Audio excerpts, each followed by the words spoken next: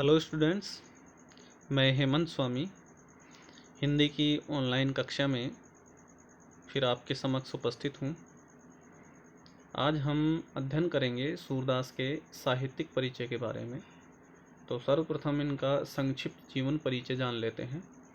इनका जन्म हुआ था 1483 ईस्वी में और विक्रम संवत 1540। ये मैं पूर्व में बता चुका हूँ कि विक्रम संवत जानना चाहते हैं तो ईस्वी में 57 जोड़ते हैं तो विक्रम संवत प्राप्त हो जाता है, और विक्रम संवत दिया हुआ हो तो उसमें से 57 घटा देते हैं तो ईस्वी प्राप्त हो जाती है। वैसे इनके जन्म में विवाद है, तो ये जो जन्म दिया हुआ है ये आचार्य रामचंद्र शुक्ल के अनुसार है, और इनका निधन हुआ था 1563 ईस्वी में। विक्रम संवत है 1620। इनके गुरु हैं वल्लभाचार्य। इनके गुरु वल्लभाचार्य ने इन्हें पुष्टि मार्ग में दीक्षित कर श्री कृष्ण के लीला पद गाने का आदेश दिया है। अब इनके साहित्यिक चर्चा करते हैं। सूरदास हिंदी साहित्य में सगुण काव्य धारा के कृष्ण भक्त कवियों में अग्रणी कवि माने जाते हैं, और हिंदी साहित्य में भगवान श्री कृष्ण के अनन्य भक्त और ब्रजभाषा के श्रेष्ठ कवि सूरदास हिंदी साहित्य के सूर्य माने जाते हैं। इनके बारे में लिखा भी है कि सूर सूर तुलसी शशि उडुगन केशवदास, अब के कवि खद्योत्सम जह तय करत प्रकाश। तो सूर अर्थात सूरदास, और दूसरे सूर का अर्थ है सूर्य, तुलसी तुलसीदास, और शशि का अर्थ होता है चंद्रमा, उडगन होता है तारा, और केशवदास कवि केशवदास हैं। तो इस साहित्य जगत में सूरदास तो सूर्य हैं, और तुलसीदास चंद्रमा हैं, और तारे हैं केशवदास।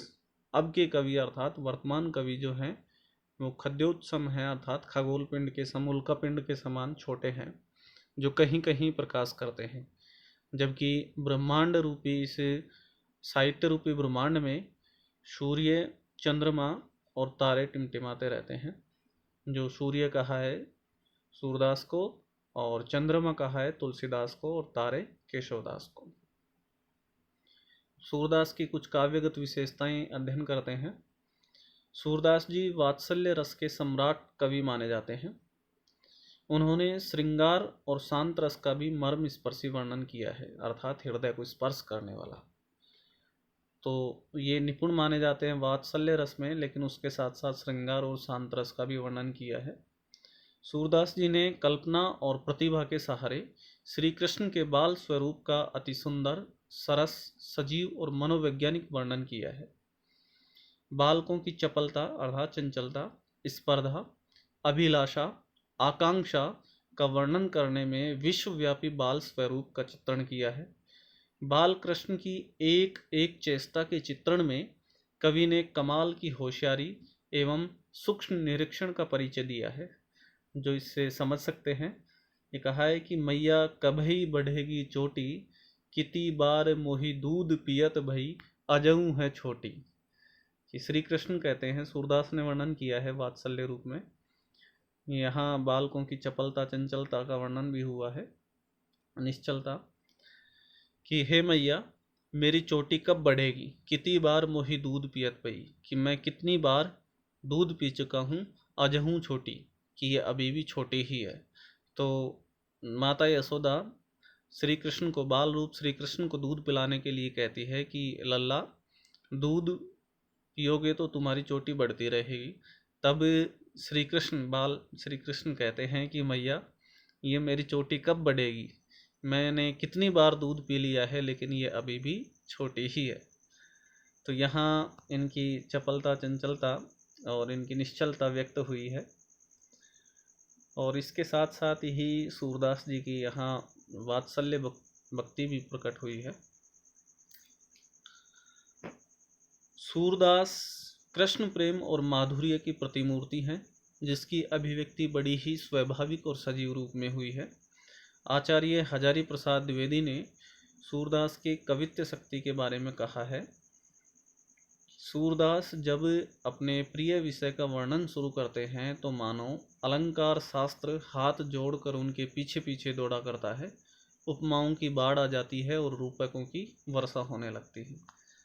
अर्थात इससे स्पष्ट होता है कि अलंकार युक्त रचनाएं लिखते हैं। ये अलंकार का ढेर लग जाता है जब सूरदास जी अपने प्रिय विषय का वर्णन करते हैं। वैसे जानकारी के लिए बता दूं कि अलंकार का सर्वप्रथम प्रयोग केशवदास ने किया था रामचंद्रिका में। अब इनकी रचनाएं पढ़ते हैं। सूरदास के द्वारा लिखित 5 ग्रंथ बताए गए हैं, जिनमें सूरदास जी के हैं सूरसागर, सूरसारावली, साहित्य लहरी, नल दमयंती और ब्याहलो। जिनमें से 2 रचनाएं अप्राप्य हैं, नल दमयंती व ब्याहलो, और 3 रचनाएं प्राप्त हैं, सूरसागर, सूरसारावली और साहित्य लहरी। तो ये तीनों रचनाएं प्राप्त हैं। सूरसागर सूरदास जी की अक्षय कीर्ति की ध्वजा है, अर्थात ये इनका कीर्ति स्तंभ है। धन्यवाद।